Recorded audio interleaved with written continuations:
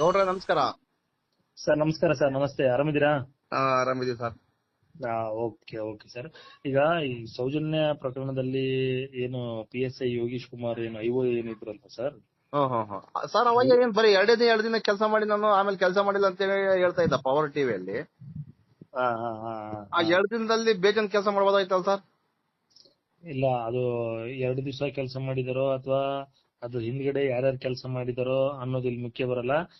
ಆ ಪ್ರಕರಣದಲ್ಲಿ ಆ ಒಂದು ಪ್ರಕರಣ ಸೌಜನ್ಯ ಪ್ರಕರಣ ಆದಂತಹ ಸಂದರ್ಭದಲ್ಲಿ ಒಟ್ಟು ಯೋಗೀಶ್ ಕುಮಾರ್ ಅವರೇ ಇದ್ದಿದ್ದು. ಒಂದು ಇವರು ಅದಕ್ಕಿಂತ ಮುಂಚಿತವಾಗಿ ಈ ಏನು ಯೋಗೀಶ್ ಕುಮಾರ್ ಏನು PSI ಯೋಗೀಶ್ ಕುಮಾರ್ ಅವರು ಇದಾರಲ್ವಾ, ಇವರು ಏನು ಬೆಂಗಳೂರಲ್ಲಿ ಒಂದು ದರೋಡೆ ಪ್ರಕರಣ ನಡೆಯುತ್ತೆ, ಅದರಲ್ಲಿ ಇವರು ಕೂಡ ಭಾಗಿಯಾಗಿರ್ತಾರೆ. ಸರ್ ಎಷ್ಟರಲ್ಲಿ ಸರ್ ಇದು? ಸರ್ ಇದು ಸರಳವಾಗಿ ಹೇಳೋದಂತಂದ್ರೆ ಜೀವನ್ ಕುಮಾರ್ ಹಾಗೂ ಇತರರ ಜೊತೆ ಸೇರಿ, ಅಂದ್ರೆ ಯೋಗೀಶ್ ಕುಮಾರ್ ಮತ್ತು ಇತರರ ಜೊತೆ ಸೇರಿ ಒಂದು ಹಣ ಹಂಚಿಕೆ ಆರೋಪ ಇರುತ್ತೆ ಮತ್ತು ಅಪಹರಣ ಮತ್ತು ದರೋಡೆ ಪ್ರಕರಣ ಇವ್ರ ಮೇಲೆ ಕೇಸು ದಾಖಲಾಗುವಂತದ್ದು.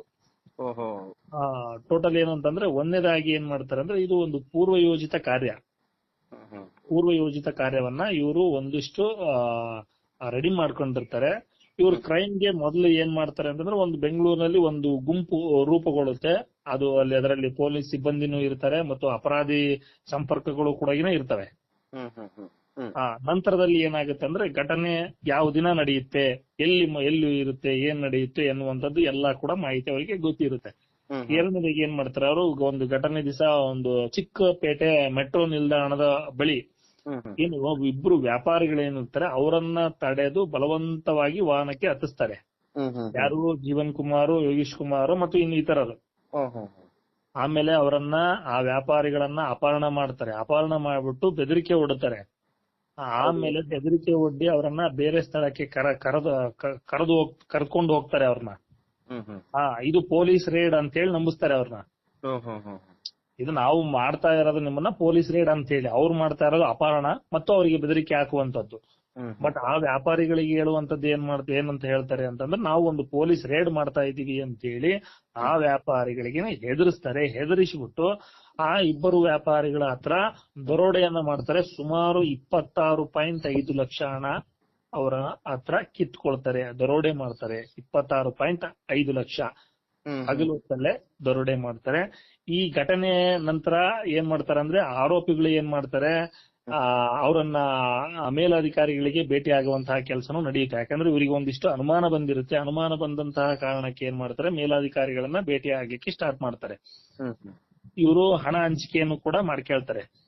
ಇದರಲ್ಲಿ PSI ಯೋಗೀಶ್ ಕುಮಾರ್ಗೆ ಆರೋಪ ಇರುವಂತದ್ದು ಏನು ಅಂತಂದ್ರೆ ನನಗೆ 8 ಲಕ್ಷ ಆತ ತಗೊಂಡಿದ್ದಾನೆ, ಆ 26.5 ಲಕ್ಷ ಹಣದಲ್ಲಿ 8 ಲಕ್ಷ ತಗೊಂಡಿದ್ದಾನೆ ಅನ್ನುವಂತಹದ್ದು PSI ಯೋಗೀಶ್ ಕುಮಾರ್ ಅವರು ತಗೊಂಡಿದ್ದಾರೆ ಅನ್ನುವಂತಹದ್ದು ಆರೋಪ. ಈ ಒಟ್ಟಾರೆ ಪ್ರಕರಣ, ಈ ವ್ಯಾಪಾರಿಗಳನ್ನ ಅಪಹರಣ ಮಾಡಿ ಮತ್ತು ದರೋಡೆ ಮಾಡಿರ್ತಕ್ಕಂತಹ ಪ್ರಕರಣ ಹೊರಬಂದದ್ದು ಹೆಂಗೆ ಅಂತಂದ್ರೆ, ಈ ಅನ್ಯಾಯಕ್ಕೆ ಒಳಗಾದಂತಹ ಪೀಡಿತರು ಅಥವಾ ಇವರು ನ್ಯಾಯ ಬೇಕು ಅಂತ ಹೇಳ್ತಕ್ಕಂತಹ ಇವರು ಅರ್ಜಿದಾರರು ಏನಿದ್ದಾರೆ, ಇವರು ದೂರನ್ನ ನೀಡ್ತಾರೆ. ಆ ದೂರನ್ನ ನೀಡುವುದರ ಮುಖಾಂತರವಾಗಿ ಈ ಅಪಹರಣ ಮತ್ತು ದರೋಡೆ ಪ್ರಕರಣ ಬೆಳಕಿಗೆ ಬರುತ್ತೆ. ಆ ದರೋಡೆ ಮತ್ತು ಬೆದರಿಕೆ ಮತ್ತು ಅಪಹರಣ ಪ್ರಕರಣವನ್ನ ಯಾರು ಮಾಡಿರ್ತಾರೆ ಅಂತಂದ್ರೆ ಸ್ವತಃ ಪೊಲೀಸ್ ಇನ್ಸ್ಪೆಕ್ಟರ್ಗಳೇ ಮಾಡ್ತಾರೆ. ಅಲ್ಲ ಸರ್, ಅದೇನಂತಾರಲ್ಲ ಒಲನೆ ಎದ್ದು ಬೇಲಿನೇ ಒಲ ಮೇದಂಗ ಆಯ್ತಲ್ಲ ಸರ್ ಇದ್ರಲ್ಲಿ. ಹೌದು ಸರ್, ಹೌದು. ಸೌಜನ್ಯ ಪ್ರಕರಣ ಆದ್ಮೇಲೆ ಸೌಜನ್ಯ ಪ್ರಕರಣಕ್ಕಿಂತ ಮುಂಚಿತವಾಗಿ? ಇಲ್ಲ, ಅದಕ್ಕಿಂತ ಮುಂಚಿತವಾಗಿ ಸರ್. ಇದು ಸೌಜನ್ಯ ಪ್ರಕರಣ ಮುಂಚಿತವಾಗಿ. ಸೌಜನ್ಯ ಪ್ರಕರಣ ಮುಂಚಿತವಾಗಿ ಸಬ್ ಇನ್ಸ್ಪೆಕ್ಟರ್ ಜೀವನ್ ಕುಮಾರ್ ಅವರ ಬಂಧನ ಆಗ್ತತೆ. ತದನಂತರ ಇತರ ಆರೋಪಿಗಳನ್ನು ಕೂಡ ಈ ಪ್ರಕರಣದಲ್ಲಿ ಬಂಧಿಸಲಾಗುತ್ತೆ. ಇದರಲ್ಲಿ ಇವರು ಏನ್ ಹೇಳ್ತಾರೆ ಅಂತಂದ್ರೆ, ಈ ಯೋಗೀಶ್ ನಾಯ್ಕ್ ಪ್ರತಿಕ್ರಿಯೆ ಏನಿತ್ತು ಅಂತಂದ್ರೆ, ನಾನು ಕರ್ತವ್ಯಕ್ಕೆ ಹಾಜರಾಗ್ಲಿಲ್ಲ ಅಂತೇಳಿ ಹೇಳ್ತಾರೆ. ನಾವು ಕೆಲವು ಸಮಯಗಳ ನಂತರ ಕೆಲವು ದಿನ ಇವರು ಕಾಣೆಯಾಗಿರ್ತಾರೆ. ಅಂದ್ರೆ ಇವರು ಕರ್ತವ್ಯಕ್ಕೆ ಹಾಜರಾಗೋದಿಲ್ಲ. ಇವರು ನ್ಯಾಯಾಲಯಕ್ಕೆ ಹೋಗಿ ಮುಂಗಡವಾಗಿ ಜಾಮೀನು ಕೂಡ ಪಡೆದುಕೊಳ್ತಾರೆ. ಇದರಲ್ಲಿ ಈ ಕೇಸಲ್ಲಿ ನ್ಯಾಯಾಲಯಕ್ಕೆ ಹೋಗಿ ಮುಂಗಡ ಜಾಮೀನು ಕೂಡ ಪಡೆದುಕೊಳ್ತಾರೆ. ತದನಂತರವಾಗಿ ಏನ್ ಇಲಾಖೆ ಕ್ರಮ ಜರುಗಿಸ್ಬೇಕಲ್ವಾ, ಇಲಾಖೆ ಒಂದು ಕ್ರಮ ಜರುಗಿಸುತ್ತೆ. ಪೊಲೀಸ್ ಇಲಾಖೆ ಯೋಗೀಶ್ ಕುಮಾರ್ ನಾಯಕ್ ಅವರನ್ನ ಅಮಾನತು ಮಾಡುತ್ತೆ. ಇದರಲ್ಲಿ ಈ ಕೇಸಲ್ಲಿ ಅಮಾನತು ಮಾಡುತ್ತೆ. ಕೇಸಿಂದ ಡಿಸ್ಮಿಸ್ ಅಂದ್ರೆ ವಯ ಇಲ್ಲ ಅಂತ ಹೇಳಿ. ಹೌದು ಸರ್, ಹೌದು. ಅಮಾನತು ಮಾಡುತ್ತೆ. ಯೋಗೀಶ್ ಕುಮಾರ್ ನಾಯಕ್ ಅವರನ್ನ ಅಮಾನತು ಮಾಡುತ್ತೆ. ಅಂತಿಮ ಸ್ಥಿತಿ ಏನು ಅಂತಂದ್ರೆ, ಇದು ಅಪಹರಣೆ ಮಾಡಿದ್ದು ಮತ್ತು ದರೋಡೆ ಪ್ರಕರಣ, ಪೊಲೀಸ್ ಸಿಬ್ಬಂದಿ ಭಾಗವಹಿಸಿದ್ದಂತಹ ಆರೋಪ, ಇದರಲ್ಲಿ ಬಂಧನ ಆಗಿರ್ತಕ್ಕಂಥದ್ದು ಮತ್ತು ಯೋಗೀಶ್ ನಾಯಕ್ ವಿರುದ್ಧ ಆರೋಪ ಪ್ರಬಲವಾಗಿ ಆರೋಪ ಕೇಳಿ ಬಂದಿರತಕ್ಕಂಥದ್ದು ಮತ್ತು ಜಾಮೀನು ಕೂಡ ಅಮಾನತು ಆಗ್ತಕ್ಕಂಥದ್ದು. ಇದು ಏನು ಅಂತಂದ್ರೆ, ಇವರು ಜೀವನ್ ಕುಮಾರ್, ಯೋಗೀಶ್ ಕುಮಾರ್ ನಾಯಕ್ ಇವ್ರು ಏನಂತಂದ್ರೆ ಅಪಹರಣ ಮಾಡಿ ದರೋಡೆ ಮಾಡಿ ಬೆದರಿಕೆ ಹಾಕಿ ದರೋಡೆ ಮಾಡಿರ್ತಕ್ಕಂತಹ ಪ್ರಕರಣ ಇದು. ಇದರಲ್ಲಿ ಯೋಗೀಶ್ ನಾಯಕ್ ಕೂಡ ಇದ್ದ. ಅಂದ್ರೆ ಇವ್ರು ರೈತರಿಗಲ್ಲ ಸರ್ ಇದು ಮಾಡಿರೋದು, ಅದು ಅಡಿಕೆ ವ್ಯಾಪಾರಿಗಳಂತ ಕೇಳ್ಪಟ್ಟೆ ನಾನು. ಅದು ಅಲ್ಲ, ಇಂತಹ ಒಬ್ಬ ಪೊಲೀಸ್ ಇನ್ಸ್ಪೆಕ್ಟರ್ ಇಂದ ಇವ್ರನ್ನ ಅಮಾನತು ಮಾಡೋದಲ್ಲ, ಸಾಧ್ಯವಾದ್ರೆ ಇಂಥವ್ರನ್ನ ವಜಾ ಮಾಡಬೇಕಾಗುತ್ತೆ. ಇಂಥವ್ರಿಂದ ನ್ಯಾಯ ಕೊಡಿಸ್ಲಿಕ್ಕೆ ಸಾಧ್ಯ ಇದೆನಾ, ಅಥವಾ ಪಾರದರ್ಶಕವಾಗಿ ಪೂರ್ತಿಯಾಗಿ ಒಂದಿಷ್ಟು 100% ನ್ಯಾಯ ಕೊಡಿಸ್ಲಿಕ್ಕೆ ಸಾಧ್ಯ ಇದೆನಾ? ಇವರೇ ಹೋಗಿ ದರೋಡೆ ಮಾಡಿ, ಅಪಹರಣ ಮಾಡಿ, ಕಿಡ್ನಾಪ್ ಮಾಡಿ, ಬೆದರಿಕೆ ಹಾಕಿ ದರೋಡೆ ಮಾಡ್ತಾರೆ ಅಂತಂದ್ರೆ ಇಂಥವರಿಂದ ನ್ಯಾಯ ಕೊಡಿಸ್ಲಿಕ್ಕೆ ಸಾಧ್ಯನಾ? ಅಲ್ಲ ನೋಡಿ ಸರ್, ಮೊನ್ನೆ ನಾನೊಂದು ಪವರ್ ಟಿವಿಯಲ್ಲಿ ನ್ಯೂಸ್ ಬರ್ತಾ ಇತ್ತು. ಅಂದ್ರೆ ಒಂದ್ 2 ವರ್ಷದ ಹಿಂದೆ ಇರಬಹುದು ಅದು. ಮಹೇಶ್ ಶೆಟ್ಟಿನ ಮತ್ತೀಗ ಯೋಗೇಶ್ ಅವ್ರನ್ನ ಫೋನ್ ಮುಖಾಂತರ ಜೂಮ್ ಮೀಟಿಂಗ್ ಅಟೆಂಡ್ ಆಗಿರ್ತಕ್ಕಂಥ ಎಲ್ಲ ನೋಡಿದೆ. ನಾನು ಆ ವಿಡಿಯೋ ನೋಡಿದೆ ಸರ್. ನಾನು ಇದ್ದಿದ್ದೆ 2 ದಿನ. ನಾನು ಸರ್ ಈ ಪೋಸ್ಟ್ ಮಾರ್ಟಮ್ ಮಾಡಕ್ಕೆ 2-3 ದಿನ ಬೇಕಾಗಿಲ್ಲ. ಅವತ್ತ ಪೋಸ್ಟ್ ಮಾರ್ಟಮ್ ಮಾಡಿದ್ದಾರೆ. ಅಲ್ಲಿ ಏನು ರಿಪೋರ್ಟ್ ಸಿಗುತ್ತಾ, ಆ ರಿಪೋರ್ಟ್ ಎಲ್ಲ ತಗೊಂಡೋಗಿ ಬೆಂಗಳೂರಿಗೆ ಕಳಿಸುವಂತ ಕೆಲಸ ಮಾಡ್ಬೋದಾಗಿತ್ತು. ಅದನ್ನು ಮಾಡಿಲ್ಲ. ಮತ್ತೆ ಅವ್ರು ಅದೇ ಟೆನ್ಷನ್ ಅಲ್ಲಿ ಇರ್ತಕ್ಕಂಥದ್ದು. ಒಂದ್ ನಿಮಿಷ. ಯೋಗೀಶ್ ಕುಮಾರ್ ನಾಯಕ್ SI ಆಗಿ ಈಗ ಹಲವಾರು ವರ್ಷಗಳು ಆತನಿಗೆ ಒಂದಿಷ್ಟು ಸರ್ವಿಸ್ ಇದೆ. ಹೌದಾ ಸರ್? ಗಿರೀಶ್ ಮಟ್ಟಣ್ಣ ಅವರು ಪೊಲೀಸ್ ಅಂದ್ರೆ ಮಾಜಿ ಪೊಲೀಸ್ ಅಧಿಕಾರಿಗಳು. ಅವರಿಗೆ ಇನ್ನ ಸರ್ವಿಸ್ ಇರ್ಲಿಲ್ಲ, ಏನು ಇರ್ಲಿಲ್ಲ. ರೇಪ್ ಅಂಡ್ ಮರ್ಡರ್ ಆಗಿರ್ತಕ್ಕಂಥದ್ದನ್ನ ಬರೀ 6 ತಾಸಿನ ಒಳಗಡೆ ಆ ಆರೋಪಿಯನ್ನ ಕಂಡು ಹಿಡಿದು ಅವರನ್ನ ಜೈಲಿಗೆ ಕಳಿಸುವಂತ ಕೆಲಸವನ್ನ ಮಾಡ್ತಾರೆ.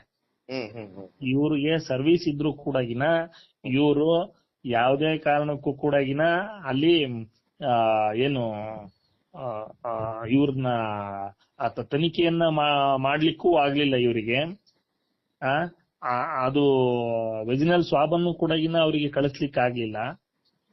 ಮೊದಲ ಹಂತದಲ್ಲೇ ಇವರು ಎಲ್ಲವನ್ನೂ ಕೂಡ ಸಾಕ್ಷಿ ನಾಶವನ್ನ ಮಾಡ್ತಕ್ಕಂತಹ ಕೆಲಸವನ್ನ ಮಾಡ್ತಾರೆ.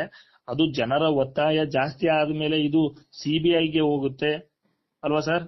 ಹೌದೌದು. ಅಲ್ವಾ ಸರ್, ಇನ್ನೇನಂದ್ರೆ ಇವರಿಗೆಲ್ಲ ಅದೊಂದು ಕಾಮನ್ ಆಗ್ಬಿಟ್ಟೆ ಸರ್. ಅಲ್ಲಿ ಧರ್ಮಸ್ಥಳದಲ್ಲಿ ಏನೊಂದು ಅತ್ಯಾಚಾರ ಆದ್ರೆ ಸಮೇತ ಕಾಮನ್ ಆಗ್ಬಿಟ್ಟಿತ್ತು. ಆದ್ರೆ ಸೌಜನ್ಯ ಅವ್ರು ಇದ್ದದ್ದು 2 ದಿವಸ ಆಗಿರ್ಬೋದು. ಈಗ ಅವಳ ಮೃತದೇಹ 2 ದಿನ ಪತ್ತೆ ಆಗುತ್ತೆ. ಆಗ ಈ ಪ್ರಕರಣದ ತನಿಖಾಧಿಕಾರಿ ಯಾರಿದ್ರು ಅಂದ್ರೆ ಯೋಗೀಶ್ ಕುಮಾರ್ ನಾಯಕ್ ಅವರೇ ಇದ್ರು. ಹೌದಲ್ವಾ?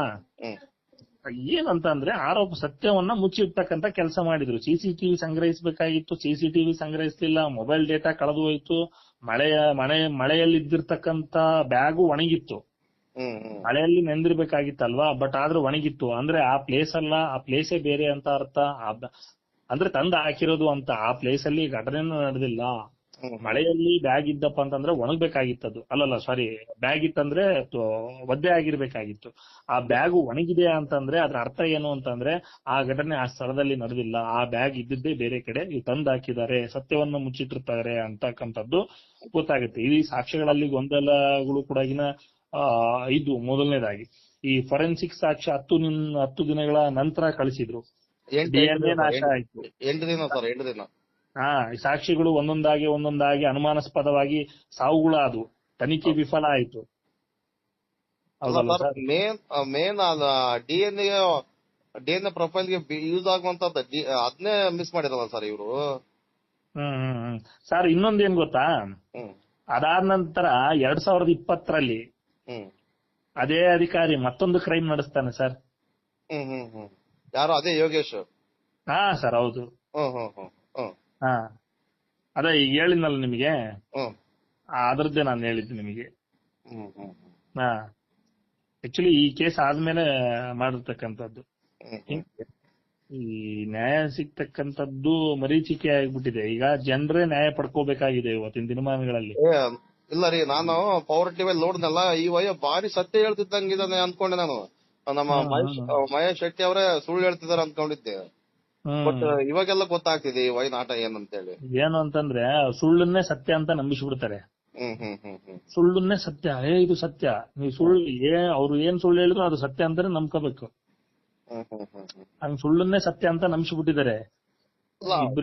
ಬ್ರಿಟಿಷರ ಒಡೆದಾಳೋ ನೀತಿ ಅವೆಲ್ಲ ಯೂಸ್ ಮಾಡಿದ್ದಾರೆ. 40 ವರ್ಷ 50 ವರ್ಷ ಆದ್ಮೇಲೆ ನಾವು ಹೆಂಗೆ ಬಚಾವ್ ಆಗ್ಬೇಕು ಅನ್ನೋದನ್ನು ಮಾಡಿದ್ದಾರೆ ಅವರು.